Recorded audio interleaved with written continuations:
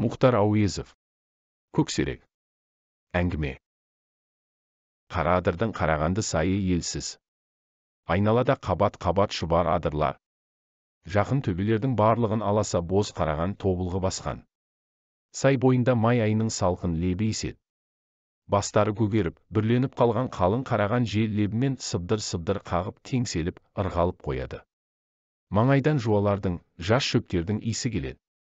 Ұзын кең өлкені қаптай басқан қарағанның ортасында терең қор жар бар. Соның бас жағында ит мұрынды қалың жыныстың арасында қасқыр іні бар. Жақын елге мәлім ескі ін. Жазға салымнан бері соны екі қасқыр келіп мекен етті. Бұрын ит мұрын жанындағы кішкентай алаңда кеңдігі кісі сыйғандай үш үлкен ін болатын. Биыл жас топырағы жағасында дөңкиіп, тағы бір жаңа ін шыққан. Бәрінің ауданы бір, жер астынан қатынасы бар. Маңайы қасқырдың ойнағы. Жас шөптер басылып, тапталып қалған. Жақындағы қарағандарда қасқырдың ақ жүндері көрінеді. Қыстан қалған түбіті қазірде әр жерде сөйтіп жылынып қалып жүр. Дердің орта жерінде екі қалың сасыр шайқалып өсіпті. Қазірде соның түбінде қысқы жүні әбден түлеп болмаған ақ қасқыр жатыр. Бауырында кішкентай көк күшіктері қыбырлайды. Жарқыраған қызулы күн бойын ертеді. Көзі бір сығырайып ашылып, бір жұмылып қалуға кетеді. Иген емшектері жыбыр-жыбыр тартылады. Төбесінде сасыр шайқалып ырғалады. Маңайдағы қараған мен ит мұрын бастары қозғалақтайды. Бір мезгілде бас жағынан сатыр-сұтыр, сырт-сырт сынған ши, тобылғы, қу шөпшектер дыбысы келді де, есін жиғанша бірдеме қасына тасырлатып келіп қалды. Атып тұрды. Бауырындағы көп күшік шашылып төгіліп, ұмар-жұмар домалап қалды. Тұрғанда арс етіп азу тістері ақсиып, ырылдай түрегелді. Дәл сол кезде түп қарағаннан аса бере, алдына жас қызыл қозы топ ете түсті. Соның артынан секіріп шыққан көк шолақ. Ентіккен көбік аққан тұмсығымен ақ қасқырда айнала иіскеп, әр жерін жалап алды. Содан соң жерде үйіліп қалып, тыпырлап жатқан қозыны көре сала, ыр етіп бас салды. Қозы екі қомағай ауыздың кергісінде қан жоса болып дар-дар айырылды. Сырт-сырт етіп жас сүйек сынды. Қапаш-құпаш қорқ-қорқ етіп қомағай қанды ауыздар асайды. Тұмсығы мен бастары, мойын жүндері қып-қызыл болған қасқырдың жасыл көздері от шашады. Аз уақытта екеуі қозының орнын ғана иіскелеп қалды. Енді біразда көк шөпте әрлі-берлі аунап-аунап, керіліп тұрып, жегендерін құса бастады. Алдымен туған, көзі ашылған күшіктер жемденіп жатыр. Ең соңғы туған екі күшік бауырын көтере алмай, тырбаңдап жатыр еді. Енді оларды бауырына алып, емізе бастады. Ертеңіне түсте жат иіс шықты, алыстан әлде қандай дабырлаған дауыстар естіліп, жақындап келе жатты. Күшіктерді жоталарынан тістелеп, індерге тығып-тығып тастап, ақ қасқыр қараған ішіне кірді. Үстіне мүйіз тұяқтар тасырлап, дүбірлетіп келді, айқай дабыр молайды. Бірі үстіне бірі келіп, жиын көбейді. Жерге ат үстінен тастаған ағаштар сарт-сарт түсіп жатты. Аузына екі аяқтылар жыбырлады. Көргіш көздер ін түбіне қадалды. Күшіктер бірі үстіне бірі үйіліп, бауырын көтеріп қыбырлай алмай, жақын жерде жатыр еді. Жып-жылы мықты тұсаулар мойыннан, жотадан ұстап бар күшікті сыртқа алып шықты. Жеті күшіктің бесеуін көздеріне қарап отырып өлтірді де, екі кішкенесін тірі қалдырды. Кетерде бұның біреуінің тірсегін қиып қалдырды да, екінші біреуін ең кенжесін алып жүріп кетті. Қалған жалғыз күшікті тістелеп алып, екі қасқыр жоқ болды. Ін қаңырап қалды. Осыдан соң бір жұма бойы маңайдағы ел күндіз түні у-шу болып жатты. Қой жараланды. Қозы алып қашылды. Бұзаулар өлтірілді. Далада құлындаған биелердің бірнеше құлындары желінді. Тұтқын болып кеткен көк күшік ауыл тұрғыны болды. Көзін ауылға келгесін 2 күннен соң ашты. Жұрт асырауға көнеді десті. Кішкене құрмаш көксерек деп ат қойып алды. Ертеңді кеш айналасынан шықпайды. Өзіне жеке ас құйғыш итаяқ әзір болды. Бауырын көтеріп, тырбанып жүруге айналған соң мойнына жіп тағылды. Үй ішінен шықпайды. Түн баласында құрмаш қасын алып жатады. Сол үшін кәрі әжесінің қойнынан да шығып кетті. Бөлек жатады. Қасында не аяқ жағында көрпенің астында көксерек жатады. Жаз ортасына жақындаған кез болды. Көксерек үлкейді. Семіріп жонданғандай да болды. Бірақ үлкейісі даладағыдай емес, бәсеңдеу. Ауылдағы өзі құрбы күшіктерден сонша үлкен емес. Бұл уақытқа шейін көксерек ауыл итінен көресіні көрді. Бірде-бір ит мұны дос көрмейді, маңына жақындатпайды. Қасқырға шабатын батыл төбеттер бұны талапта тастайды. Өзге көп итте ырылдап үріп, кейде тап беріп, әр жерінен тістеп тартып кетеді. Құрмаш қасында болғанда таяқ жемейді. Бірақ ержете бастаған сайын бұдан есі көз жазып қала берді. Сондай кезде көксерекке ылғи жау иттер кездеседі. Бір уақыт үлкен үйдің қарала төбеті оңашада бұны алып соғып көп езгіледі. Бұны талап жатқанын көріп, өзге иттер де келіп шабынан алып, борбайынан созғылап өлтіруге айналып еді. Шаң-шұң мен балалар, үлкендер жиылып кеп, иттерді ұрып, зорға айырып алды. Бірақ көксерек әлі күнге ешбір уақытта қыңқ етіп ауырсынған дыбысын шығарған емес. Талаймын деп ит ұмтылса, жота жүні үрпиіп, үдірейіп тұрып алады. Тісі батып, қинап бара жатса, дыбыссыз ғана езуін ыржитады. Кәпір, қырыс, тағы емес пе? Кеудесін бермейді, жасымайды, деп ауыл аңыз қылады. Сонымен қатар көксерек жайында ауыл үйдің қатындары әр алуан өсекте таратып жүрді. Ұры асырасаң да мал болмайды. Тұқымы жау емес пе? Десті. Кейбіреулер түнде қозының құйрығын иіскелеп жүреді. Қойды үркіте береді. Түнде даланы жақсы көреді. Иттен қорыққаннан ғана үйде жатады деседі. Құрмаш бұл өсектің бәрін елемейді. Шынында көксерек тамаққа өлгенше ашқарақ еді. Алдына құйып қойған асты әлі күнге қасында кісі қадалып тұрса, жаламайды, жемейді. Жалғыз ақ кісі көзі тайса болды, қазір жоқ қылады. Бірақ егер тіпті қарны ашып кетсе, өзіне бермеген асты да жеп қояды. Көрнеу ши ішіне кіріп кетіп, керегеге асулы тұрған ет болса, жас тері болса, қазанда іркіт, қатық болса, барлығында өзінің ыдысына құйып қойғандай көріп, иіскелеп жалап жеп кетеді. Кейде сондай жерде ұсталып, таяқта жейді.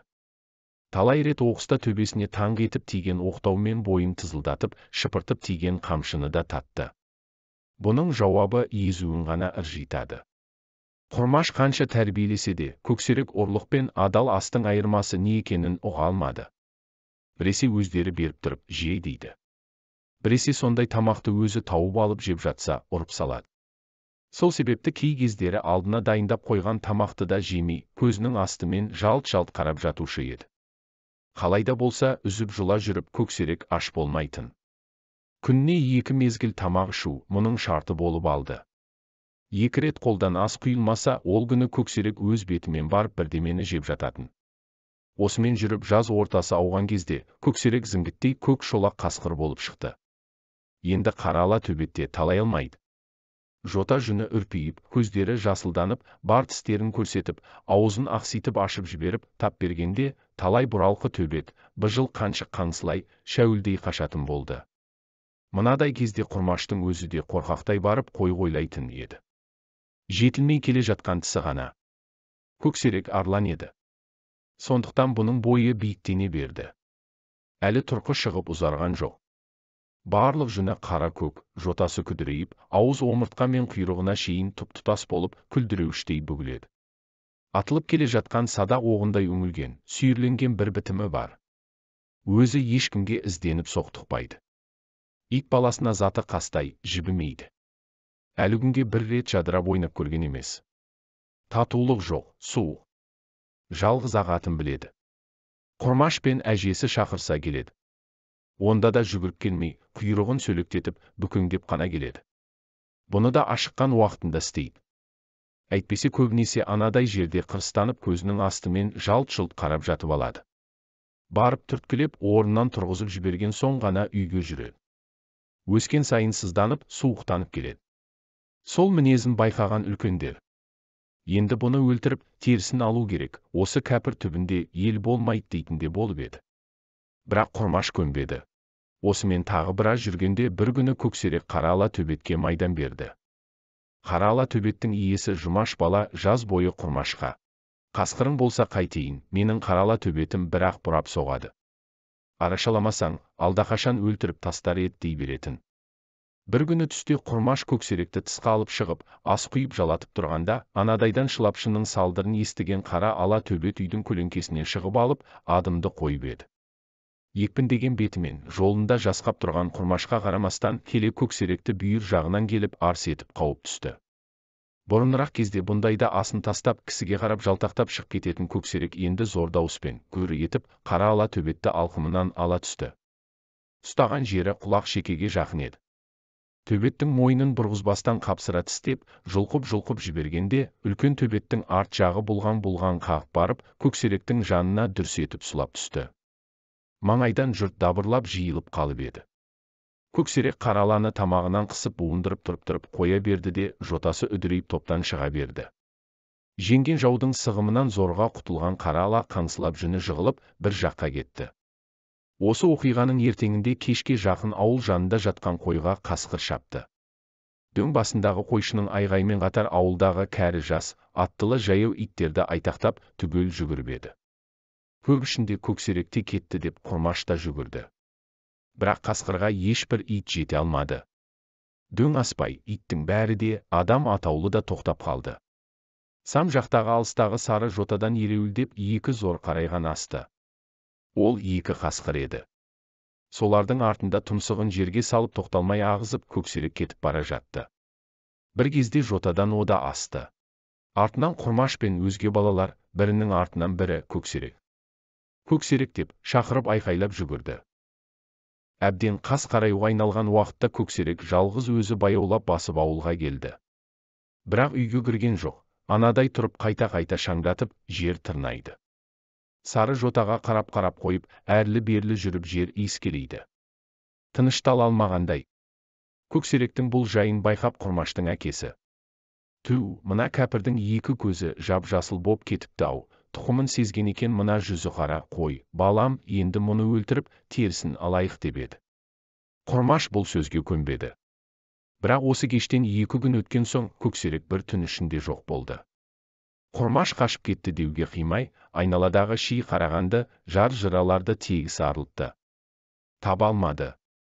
Осымен жұрттың бәрі кеттіге есептеп қойып еді. 3 күн өткенде бір күні таңертең ойда жоқта Көксерек өз-өзінен сап ете түсті.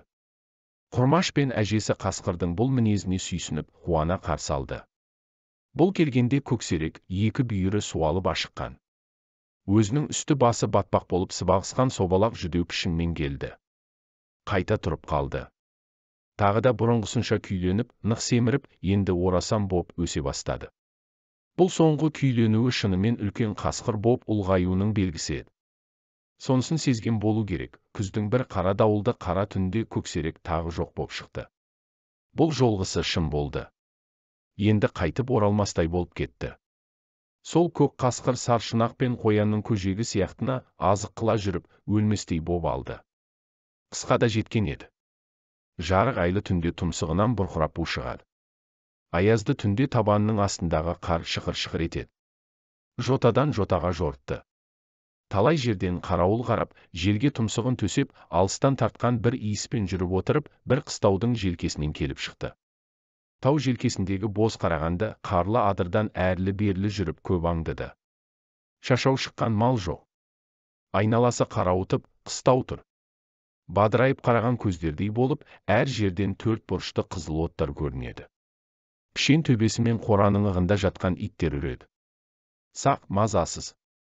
Бірақ сол қорадан кеш бойы мұрнын жарып өзіне тартқан қой иісі келеді.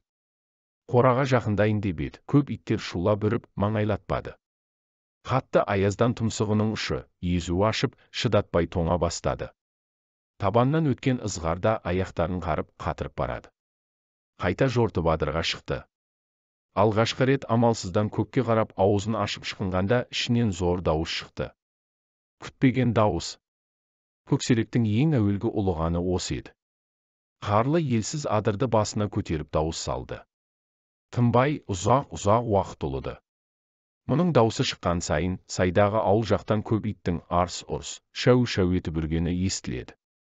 Көксерек құйрығын артқы екі аяғының арасына тығып алып, аш белі бүгіліп, іші қайта солқ-солқ етіп ұлып тұр еді. Бір мезгілде, дәл жанынан өзінің даусындай дауыс естілді. Ол да дәл осы сияқты ұлиды. Көксеректің даусын естіп, маңайда жүрген қаншық қасқыр мұны іздеп келеді екен. Екеуі екі беттен бірін-бірі көрісімен қарсы ұмтылысты. Етпеттеп біріне бірі жақын келгенде ырыр етісіп тістерін тигізбей қағысып өтісті. Ашқарақ азулары сақ-сақ етті. Көксерек күрілдеңкіреп, маңына көп тартқысы келмей, әрлі-берлі ортқып түсіп, жылдам оралып, ашу шақырғысы келіп еді. Ақ қасқыр айнала қыңсылап бұның ізін иіскеледі. Аздан соң құйрық жағынан бір иіскеп сирағын жалап өтті. Екеуін иістері табыстырды. Көксерек те айнала иіскеді. Бір-бір рет жақтарын жаласты. Көсіліп алып сайға қарай салды. Екеуі де енді ширақ, қатты жортады. Қора жанындағы дүңкүйген сары жотаны құлдап тарта бергенде, қалың жүнді барқылда қара ала төбет соңдарына түсті. Бұл көксеректің жаз бойы ырылдасып өскен ала төбеті болатын. Қасқырлар бой салып қашқан жоқ. Ақ қасқырды алдына салып көксерек арт жағына оңды-солды жалт-жалт қарап, ойға, тасаға таман түсті. Артындағы иттерді ілестірмек болып, үркіп келе жатқан ала төбет бұлар ойға түскенде тоқтауға айналып еді. Қалған иттер жота басында серейіп тұрып қалып, сол арадан кәр жіберіп тұрған. Енді қара ала тоқтауға айналғанда көксерек бұрыла сала тап берді. Ақ қасқырды айналып жіберіп, ағызып келіп алдына түсті.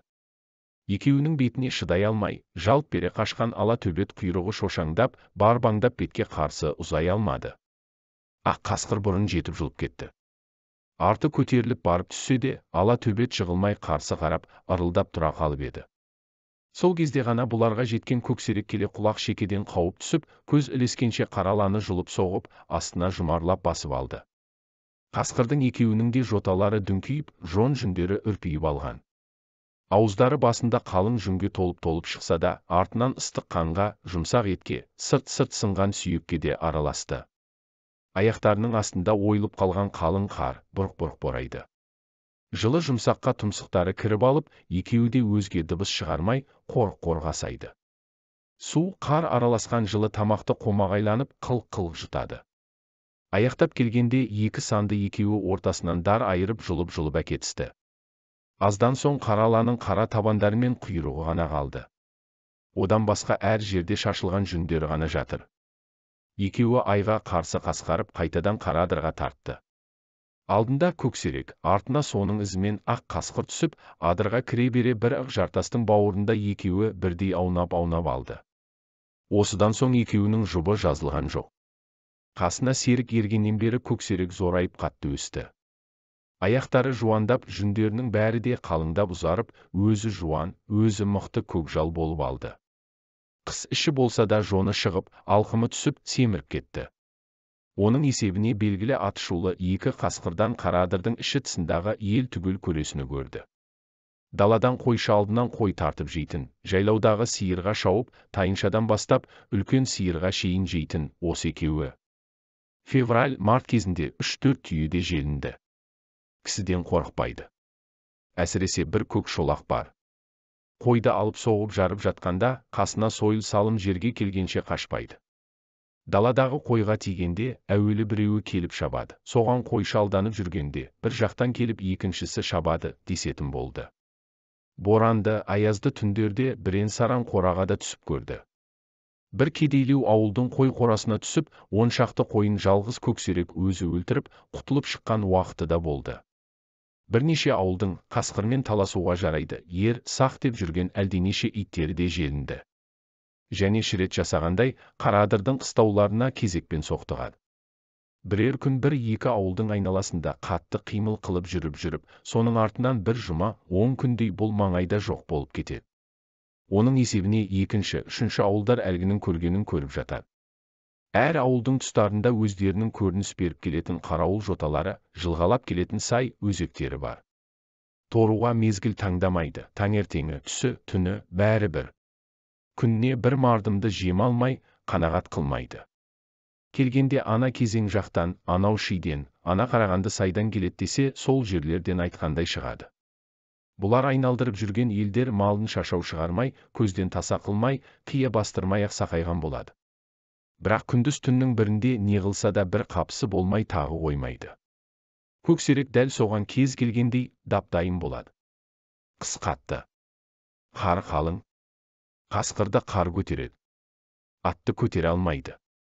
Сондықтан талай рет ат жаратып, шоқпар қамдап, қуамын деген жігіттер болса да, еш нәрсе қыла алмады. Бір рет қана белгілі бәйгі жирен атымен Арыстанбек шығып, соңдарынан түсіп еді. Оны адырдан адырға салып, адастырып кетті. Маңайламайтын жерден, алыстан мылтық атып қорқытпақ болғандар да бар еді. Одан да жасқанбайды. У салғандардың уларын да жемеді. Ол улардан иттер жеп, қырылып қалған уақыттарда болды. Мұның бәрі екі қасқыр жайындағы Қараадыр елінің аңызы, әңгімесі еді. Соңғы бірер айдай бір ауылдың кісісі бір ауылға қатынасса, жиын болып көпшілік бас қосса, көп әңгімелері екі қасқыр жайында болатын. Көксерек семіргенде, ірілеп өскенде, осындай даңқ, атақ ішінде семіріп, өсіп келе жатыр еді. Осы күйлердің бәрімен қатар, Көксерек оңашада елсізде қатты ойыншы болатын. Түс кезінде, иә таңертең бір малды тасада аунатып жеп алып, елсіздегі қашаңдау жатақтарына қайтады. Сондайда ақ қасқыр жүрістен талып келіп, тынығып жатса, Көксерек айналасына қар боратады. Жүгіріп екпіндеп кеп тістеп өтеді. Басынан асып аунап түседі, кейде ақ қасқыр ырылдап тісін сақылдатып, құлағын жымитып, ашумен тап береді. Ондайда Көксеректе қатты қорылдап гүр-гүр етеді. Кейде секіріп кеп, ақ қасқырдың желкесінен қапсыра тістеп алып, қысып тұрып барып, қоя береді. Екеуі осыдан әрі ұзасып барып таласпайды. Артынан Көксерек қайта ойнайды. Күн жылына бастады. Бірнеше рет шағырмақ жақсы күндер болып, әр жердің қары тесілді. Ойдым қара жерлер көріне бастады. Жылы күн ұйқыны көп келтіреді, тамақтың артынан бойды көп сергітеді, етті шымырлатады. Ақ қасқыр да ойыншы бола бастады. Өзі келіп Көксеректі иіскеп, жалай беретін болды. Қайта-қайта Көксеректің үстіне артыла береді, ыңырсып тістелеп те қояды. Бой тартты. Екеуі қалың қараған арасында ұйығып та алды. Көк молайып, жаз шыққан соң, екі қасқырдан Қараадырдың елі сап болды. Қараадыр сыртында елсізде екі үлкен ащы көл бар. Соның аралығындағы қалың шидің ішінде ескім болатын. Көксерек пен ақ қасқыр сонда. Жақын жерде қамыс, одан әрі көл. Қауіпсіз адам көзінен алыс жай бастап келген ақ қасқыр. Бұл кезде Көксерек басқа жақтағы елді ториды. Ақ қасқыр ін маңында болады. Қамыс арасында көп құстардың жұмыртқасын жейді. Бір күні Көксерек інге салып келіп, аузынан кесек-кесек құйрықтарды құсып тастады. Бірақ бұрынғы дағды бойынша ақ қасқыр қарсы шығушы еді. Оны істемеді. Көксерек ін аузын тырналап, шаң боратқан соң ғана сүйретіліп зорға шықты. Нішінен жат иіс сезіп, Көксерек басымен кеудесін сұғып, ыр етіп барып, кішкене күйкі күшікті тістеп суырып алып шықты. Бұны істегенде, ақ қасқыр арсылдап тап беріп еді. Көксерек сонда да тоқтамай, көк күшікті жерге жұлқып соғып, қабырғаларын кірт-кірт сындырып, өлтіріп тастады. Бірақ бір емес, екінші, үшінші тағы әлденешеуі пайда болды. Аяғында жылыды. Күшіктерді жалап, иіскелеп кейде қастарына да жатады. Ақ қасқырға жем таситын болды. Аздан соң серігі қайта қосылды. Көп ұзап шықпайды. Сонда да талай жерге еретін болды. Бір күні екеуі бір қозыны жеп келе жатыр еді. Дерінің үстінен көп үлкен жаулар кетіп барады екен. Қамыс арасына бұқты. Жау озған соң інге келді. Бірақ қапа күшік қалған, бұралып тұра алмайды, арт жағын баса алмайды. Ақ қасқыр тістеп әкеліп қамысқа тықты. Екеуі қайтадан Қараадырға бет қойды. Жарысып кезек-кезек осып отырып келіп, даладағы қойға тиді. Түн баласында құлын жеді, тай жеді. Тыным алмай, баяғы іздерімен баяғы елді қайта қаңғақсатты. Бұрынғыдан жамап құтырды. Ақ қасқыр ойнамайды, қыңсылай береді. Жесе де семірмейді. Кей уақытта жалғыз қаңғып кетеді. Көксерек артынан ізден жүріп, зорға табады. Кейде Көксерек қапы жүріп кеткенде, бұл жүрмей тұрып та қалады. Көксерек қайта айналып келеді. Кей уақыттар бір-екі күндер ашта қалсады. Бірақ Қараадыр елі екі қасқырды ұмытқан жоқ. Әлде болса да сол екеуін көре береді. Енді жер кепті. Жазғы тұры көкпен көбең семірген жел қуық айғырлар қайта мінілді. Бір күні зор қуғын болды. Үш үлкен жау Қараадырдың ойында тобылғылы шұбардан шығарып алып, екі қасқырды сатырлатып, бастырмалатып қуып берді. екі айырыла қашты. Ақ қасқырдың желіні түгел қатқан жоқ екен. Бәрі бірдей соның соңына қарай үңілді. Көксерек еріксіз ойсын келіп, үшеуінің алдына өзі түсті. Екеуі қатар қашты. Беттері қара адыр елі. Ерікке қоймай жандай шауып тауға жібермей қайырып алды. Ақ қасқыр ойға қарай қашты. Көксерек ерегісіп тауға қарай тартып еді. Мұны біреуі ғана қуып, екеуі ананың соңынан кетті. Ихтиярсыз айырылып кетті. Артында жерді дүрс-дүрс басқан қатты тұяқтар бұны енді ақ қасқырға қоспады. Сонан соң бұл адырға кіріп, бір-екі бел асқан соң қуғыншыны адастырып құтылып алды. Бірақ серігі жоқ. Сонымен қуғын күні Көксерек түні бойы ақ қасқырдың ізіне түсіп жортып еді. Бір төбенің ойына келгенде иісте, ізде бітті. Серігінің иісі жоқ, оның орнына ат, адам иісі мол білінеді. Ағып үйіп қалған қан көрінді. Аз ғана иіскелеп, бір рет жалап дәмінде көрді. Түн бойы көп ұлыды, таң атқанша жер тарпып, шаң боратты, ыңырсыды, аунады. Ай астында әрлі-берлі сенделіп, көп аяңдап жүрді. Қасында көлеңкесі ғана жүреді. Тағы да жалғыз жортуға түсті. Жаз бойы жалғыз тіршілік етті. Ашыкөлдің солтүстік жағын жайлаған 5-6 ауыл Көксеректен тағы да көресіні көрді. Күндіз келіп көл жағасында қамыста жатады. Түн баласына бір ауылдың шуын бір ауылдыкіне қосып бықпырт тигендей қылады. Жаздай жеген қозы, бұзауының саны 50-60-қа жетті. 2 рет қуғын болды. Бірақ екеуінде де көлге түсіп кетіп, судың тап ортасына барып, дүңкиіп жатып алды.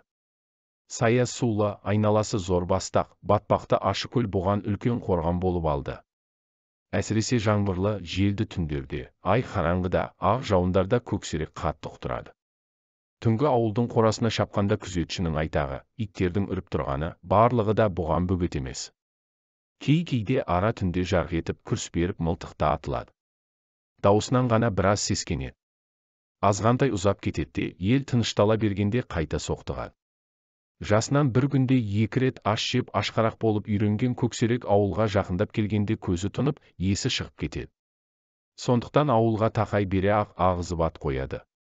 Қораны өрт шыққандай, жер сілкінгендей дүр-дүр еткізіп келіп, қақ жарып шыққанда аузына кем болмаса 1-2 батпан құйрық ілінбей қалмайды. Бұл жазда Көксерек қатты семіз болды. Алдақашан түлеген тақыр жүн күзелген жылқының жалындай қайратты, қатты. Денесінің толуы, бойының биіктеуі, қайратының молаюы биылғы жыл ерекше болды. Күздің ұзақ таңында бір дауылды қара түнде топ жылқыға араласып еді. Сонда қысырдың семіз асау тайын бастырмалатып қуып жетіп, құйрығынан алып табандап тұрып қалғанда тай тапжыла алмады. Аз тырмысып тұрып, қоя беріп қалғанда тай екпінімен барып тоңқалаң аса түсті.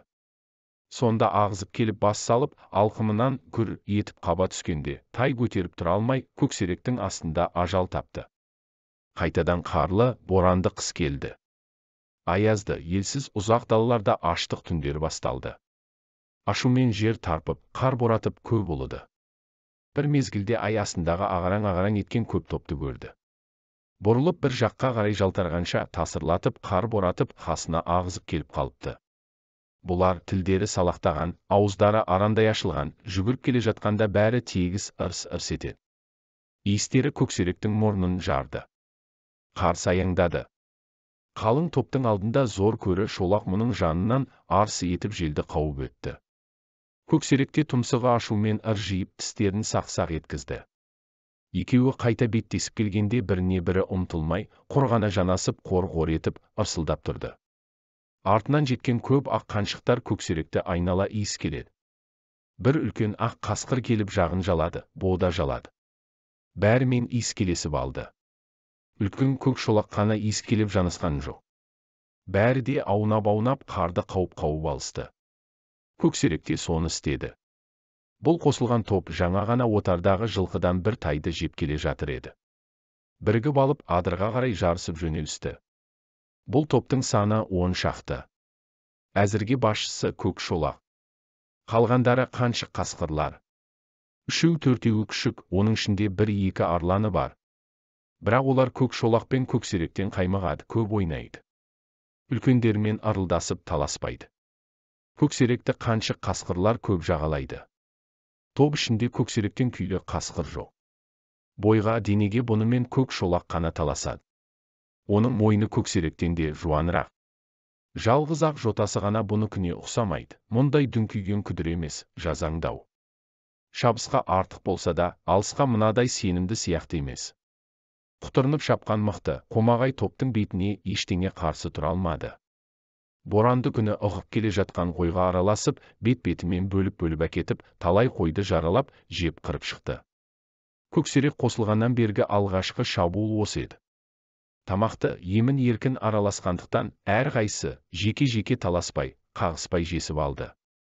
Қар қауып, аунап-аунап, тағы бірігіп алып, ілгері қарай салды.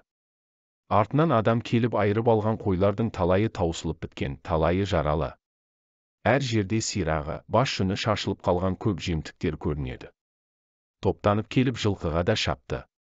Бірақ қоңын ойып алған, жағын сыдырып қалған тай болмаса, ешбірін жығып алып, емін еркін жей алған жоқ. Көп жылқышы қуғын салып жегізбеді. Bir gün, bir түн аштық болды. Далада, сары жотаның басында шуласып, ұлып алып, күн батыс жақта түтіні шығып қарауытып жатқан ауылға қарай тартып берді. Ел орынға отырар кезде ауылға қайтып келе жатқан 2-3 жылқыға келіп араласты. Жылқының екеуі қашып ауылға жақындап қалды да, біреуін көксерек омбы қарға қамап кеп, белгілі әдісімен жығып алды. Кішілеу құнан шығар еді. Бар қасқыр айнала тұра қалып, ашқарақ ауызды қойып жіберді. Алдақашан іші жарылған құнанның буы аспанға шығады. Қан жын басы көздерін жауып, жота жүндері үрпиіп, естері шығып асап жатыр. Көксерек бұрынғы дағдысымен жемтіктің кеудесіне тұмсығын тығып жіберіп, жұлып асап жатыр еді. Желкесінен ырыр етіп бір ауыз тістей түсті. Бұл орын көк шолақтың орны болушы еді. Жемтіктен басын суырып алып, көк шолақтың асылып тұрған аяғынан қатты тістеп алып, түсінен жұлып тастады. Екеуі де жемтіктен шығып, гүр-гүр етісіп тұрып, қайтадан қызылға ұмтылысты. Таласа тармаса жесіп алды. Соңғы бір ақсан қалған уақытта күшік қасқырлар мен қаншықтардың көбі шығып кетіп, екі көк шолақ қана жемтікті жұлмаласып қалды. Өзгелер бұлар жеп болғанша қарда аунап алды. Бірталайы төстерін қарға төсеп күтіп жатыр еді. Жем бітті. Тағы да адырға қарай тартты. Топ алдында екі көк шолақ қатар жортады. Біріне бірі жол бермейді. Бірінің алдына бірі түссе, тірсектерінен тістеп ырылдасып қалады. Азу тісінің бірі сынған шолақ ызалы, долы. Гүрілдеп сыздана берді. Екі күндей аш болысты. Жылқы бұрынғы жерінде жоқ. Боран болған, қалың қар жауып, іздерде басылып қалған. Елсіз бір жарды жағалап келе жатқанда кеуегінен шығып қоян қашты.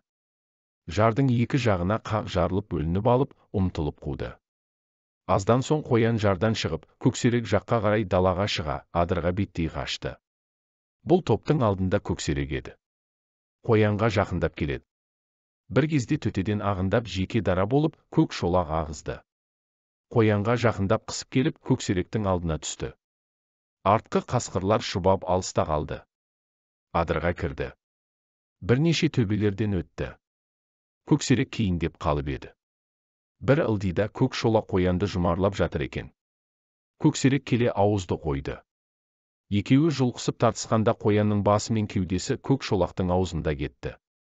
Өзінде қалғанды қапаш-құпаш асап, көксерек қайта тап берді.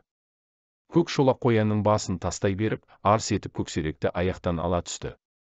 Ойда қар борап, аяқтарының асты ат көпір болды.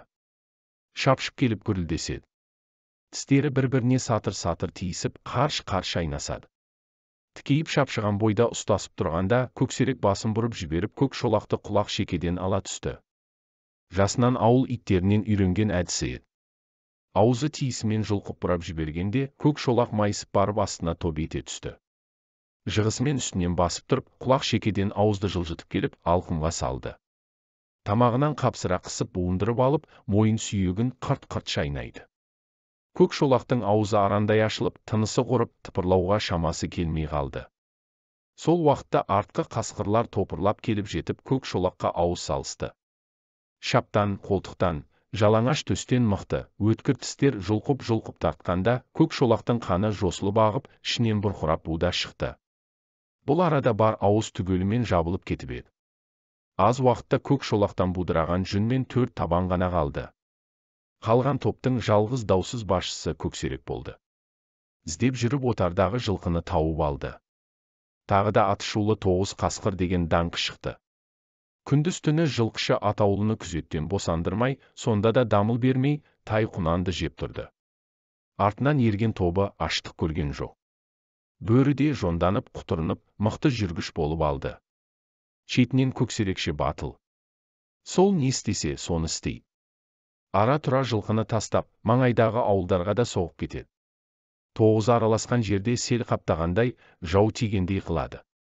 Ат, сиыр сияқты ірі қаралар бірақ жеммен таусылып, жоқ болып қалатын болды.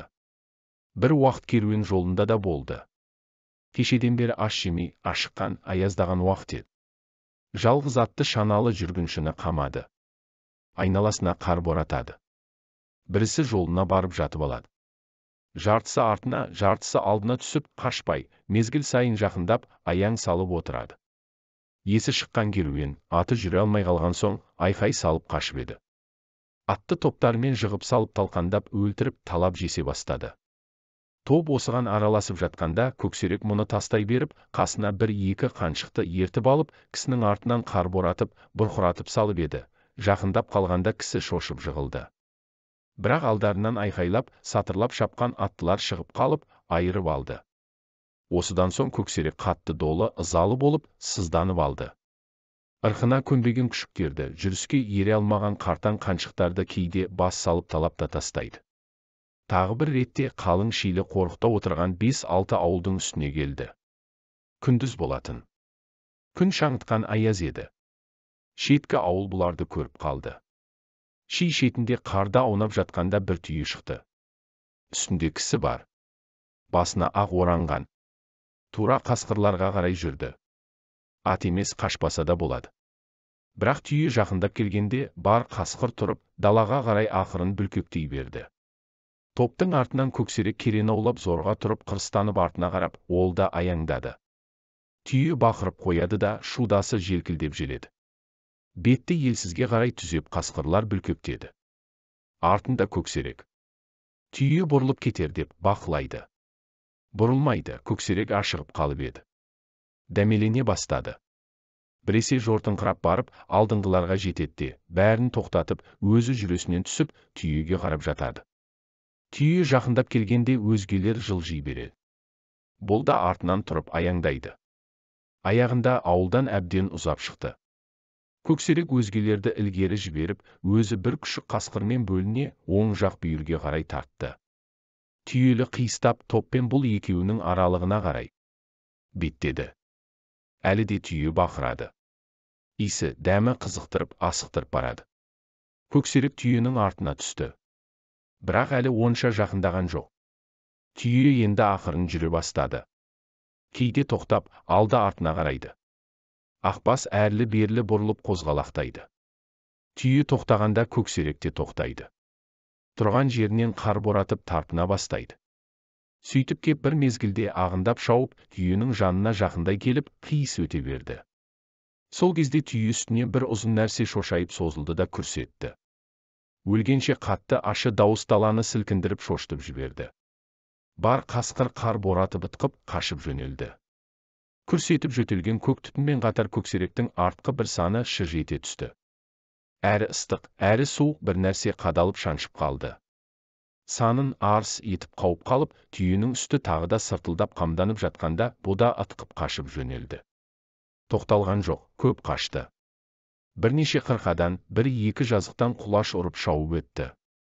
Өзге қасқырлар бір бөлек, бұл жалғыз бір бөлек кетті. Түйе қалып қойды. Жүгіріп келіп, бір жартасты сайға кіре бере, арт жағы қиралаңдап барып құлап түсті.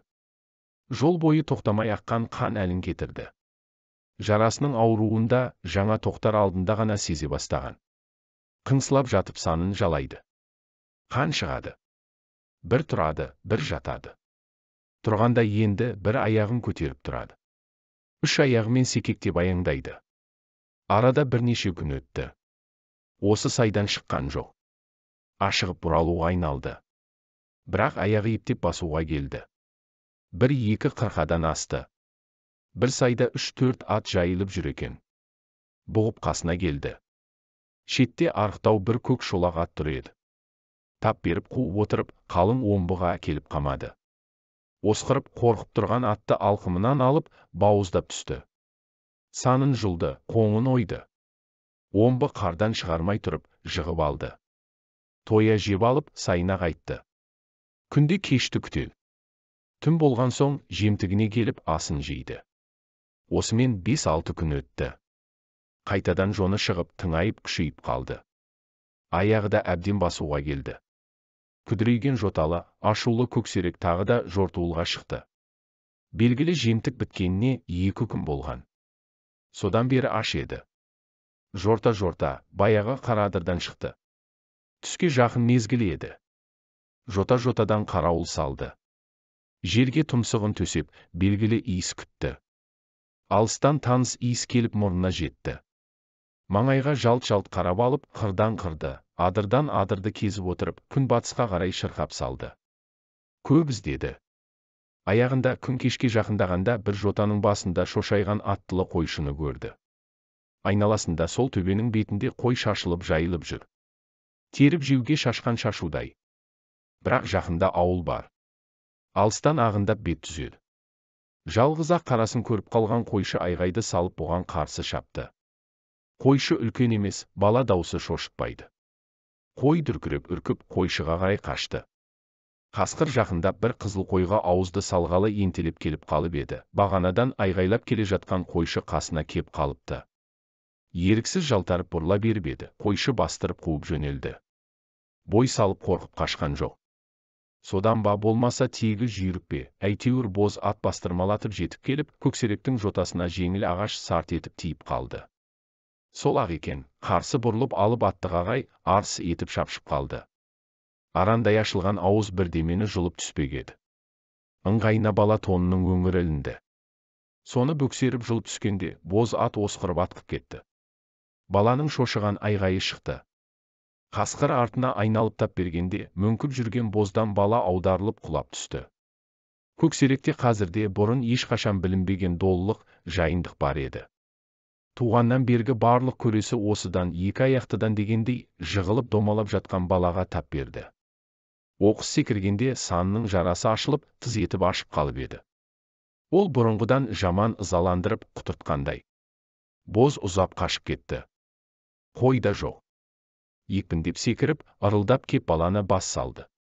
Бұл бала құрмаш еді. Қойшы ауырып қалып, әкесі бір күнге қойға жіберген еді. Астына мінгені өзінің жүйрік боз дөнені болатын. Үстіне гүрілдеп қасқыр төніп келгенде, көзі бір ашылып, бір жұмылады. Басына таман арандай ашылып келе жатқан ауыздың жоғарғы жағында өзіне таныс құлақ көрінді. Сол жақтағы тілік құлақтың жартысы салпылдап тұр. Ақырғы сезген білгені сол. Содан әрі баланың үні өшті. Қасқырдың аузы тиместен бұрын өліп кетті. Көксерек ырылдап тұрып, тісінің ұшымен қағып жұлып алып, басын шайқап өткенде, баланың бір жақ көзін қопарып алып кетті. Жүріп бара жатып қылғып салды. Түнде баланың өлігін тауып алысты. Жанында тайдың ізіндей болып, үлкен қасқыр ізі жатыр екен. Құрмаштың жаназасына жиналған Қараадыр елі көксерек жайынан неше алуан әңгімелер құрды. Көпшілік мұны қорқау қасқыр деді. Кейбіреу құтырған қасқыр емес пе екен деп күдік айтты. Бірақ құтырған деуге орын жоқ. Ондай болса бір баламен тоқтамас еді. Ауылға да шабар еді. Қойды да қуалар еді. Сол жиында бұны не қылса да ізіне түсіп соғып алуға, өлтіруге сөз байласты. Бұл әңгіменің ортасындағы қасенет. Ол белгілі аңшы. Баяғыдан құс салып, ит жүгірткен. Өзі осы маңайдың ауқатты, әлді жігіті. Қараадырдың мырзасы Маға. Қалада қызметте тұратын інісі бар. Сол арқылы биыл күзді күні бұның ауылына шетелден қасқыр алатын бір ит келген. Қазір барлық Қараадырға да маңайдағы өзге елге де даңқы шыққан Аққасқа осы қасеннің иті. Келісімен Аққасқа күзді күні бір күннің ішінде бір бөлтірік, бір үлкен қасқыр алған. Өзі 2 қар басқан екен. Қазіргі уақытқа шейін 6 қасқыр алыпты. Аз күнде бір болыс елдің әңгімесі болған Аққасқаның арғы тегін тексерушілер де көп еді. Түбі Ереймен итінің нәсілі деп кеп, арғы затын ертегіге айналдыру үшін, бұл қанжығалы қарт Бөгенбай итінің тұқымы дейтіндер де болған. Жиын көксеректі іздеуге сөз байлаған соң, жаназадан тарай сала, Қасен өз ауылына келіп, 5-6 жігітпен бірге Аққасқаны ертіп алып, адырға шықты. Күн кешкі 5 кезі еді. Сондықтан ертеңге қарап, аял қылысқан жоқ. Ең болмаса ізін көріп, бетін аңғармақ. Және жаңада қар жауған. Сонан енді тағы қар жауып қалмай тұрып, ізінен бетінен көксеректі танып алу керек. Қасен Құрмаштың әкесімен ағайындас жақын болатын. Жалғыз баласы, Ерке Құрмаштың өлгені әкесіне ерекше батып еді.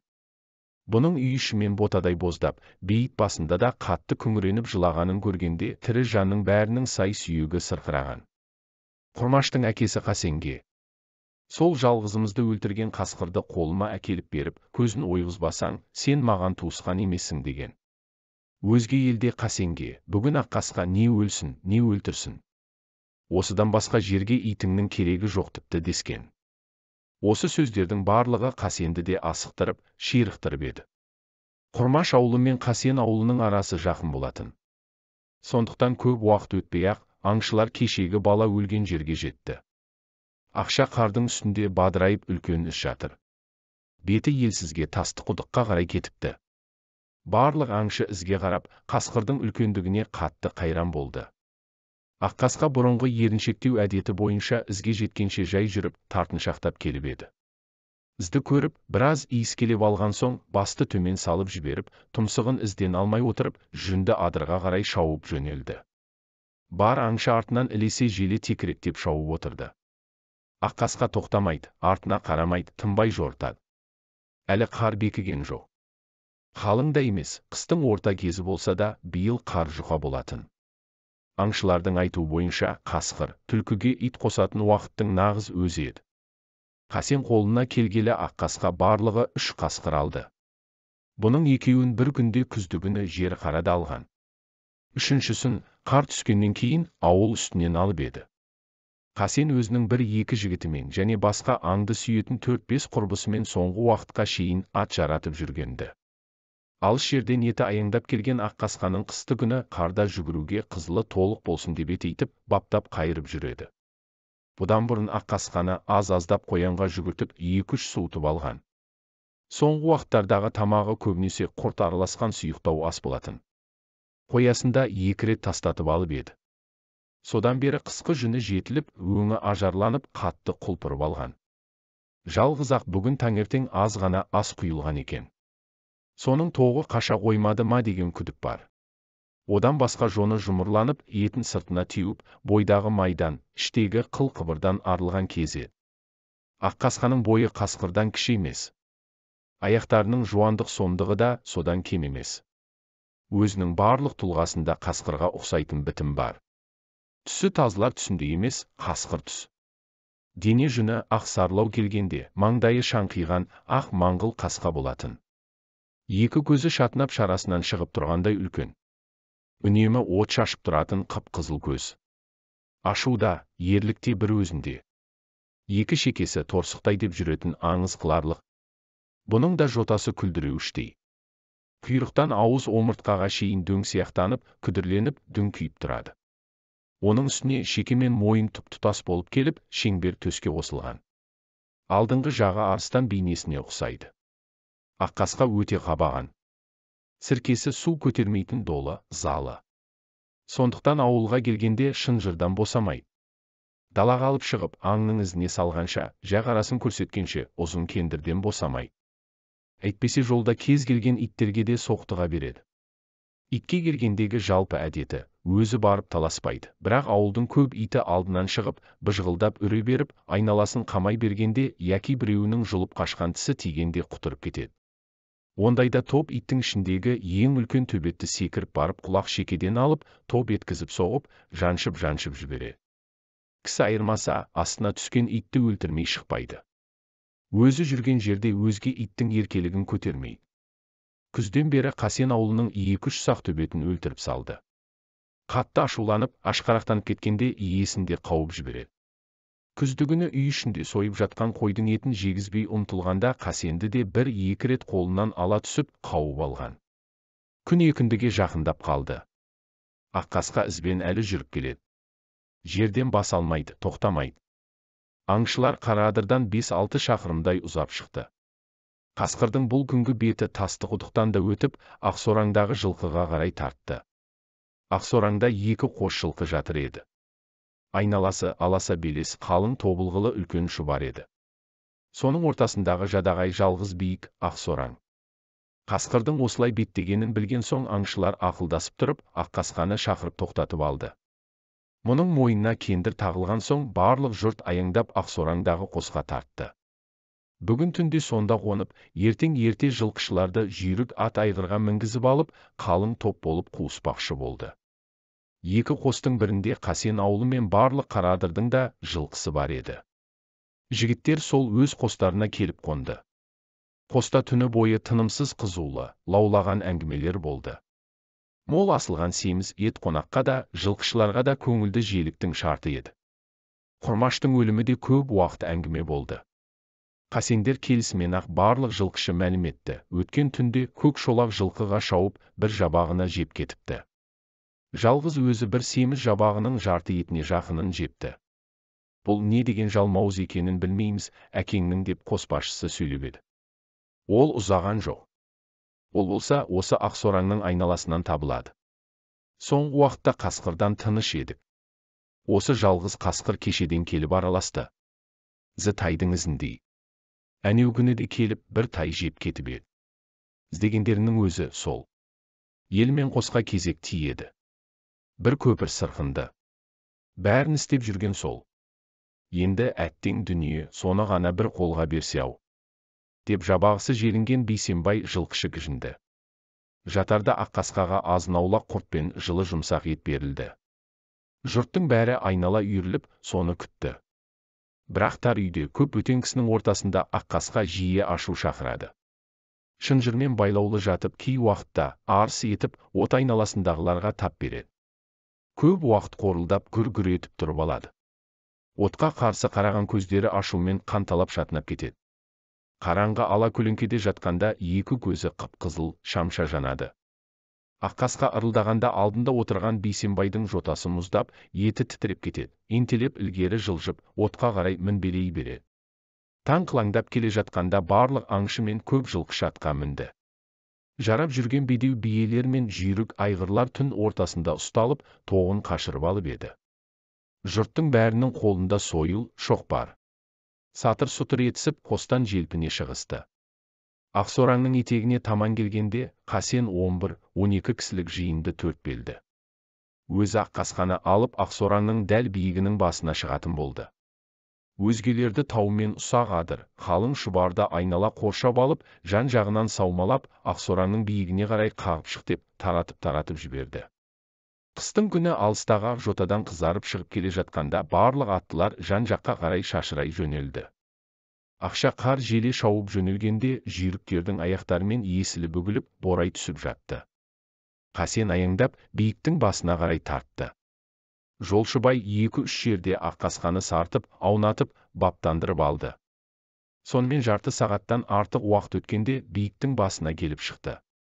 Дәл биіктің 1-2 артпай иығына атын тастап, өзі Аққасқамен бірге жаяулап келіп, 1-2 шобаның ығына келіп отырды. Айналасының бәрі де көрінеді. Тау басында желде тіңкіреп ызғырық соғады. Күн әзірше суықтау. Аққасқаның астына ертеден қамдап алған киізін төсеп, өзінің ығына жатқызды.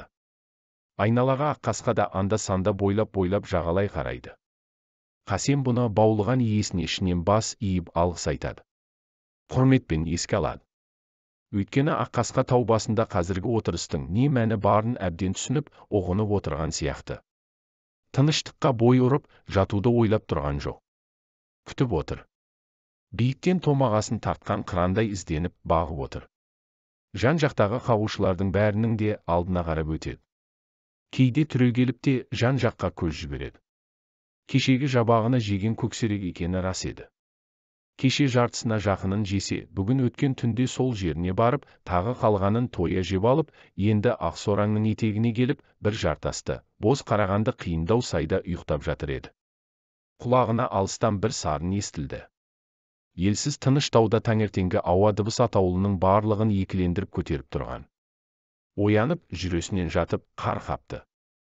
Сөйткенше сатыр-сұтыр еткен ағаш даусымен тастақ жерді тасырлатып басқан ат дүрсілі естілді. Түрегеліп, барынша керіліп алды. Екі аяқтының исі сезілді. Бүлкектеп жотаға шықты. Сол-ақ екен, арғы беттен құлап келе жатқан екі үлкен қара айғайды салып тап берді. Көксерек жалт беріп, жотаның тасасына түсе сала, сайды жалбылап, жоғары қарай салды. Қолында шошайған сойылы бар, астында қатып қалған ақ бедеуі бар Бейсенбай ағызып жотаға шығып, тағы айғай салып, өрге қарай тасырлатып шапты. Бұл уақытта көксерек сонша саспаса да кейде көсіле шауып, кейде құлағы жалбырап селектей түсіп, Ақсораңның жонына қарап басып еді. Айғай жақын жерден шығып қалғанда, Аққасқа атып тұрды. Қасен бұны кендірінен сүйрете барып, атына шапшаң міне сала, айғай шыққан бетке қарай ағызып отырып, сол жақтағы жотаға шықты. Қарсы алдында оқ бойындай жерде сары жотаның дәл үстінде артына бұрылып қарап, тоқтайыншадай бір көк шолақ тұр екен. Жотасы күдірейген, құйрығы шоп-шолақ, бойы тау басында тайдай көрінді. Ертегінің көк жалы. Жотаға шыға бере, Аққасқа да көрініп, атылып, секіріп кеп кетті. Ақырын ғана айт деп қалып, бәйгі керге Қасенде қамшыны басты. Көксерек артына қарап тұрып, байқамай қалып еді. Бір уақыт алдынан шыға қалған сатыр-сұтырға жалт қарағанда ағындап келе жатқан Аққасқа мен аттыны көріп, сол жақтағы ойға қарай ытқып, қашып жөнелді. Бір сайға түсіп жосылып барып, екінші оң жақтағы жотадан асып түсті. Соның ойына таман жақындағанда аттының дүбірі басылып қалып еді. Мұның құлап түскен сайы тіп-тік жар болатын. Бірақ дәл сол кезде артындағы қар жиі-жиі, шықыр-шықыр басылып, бірдеме жақындап келіп қалды. Қашып келе жатып артына қарай алмады.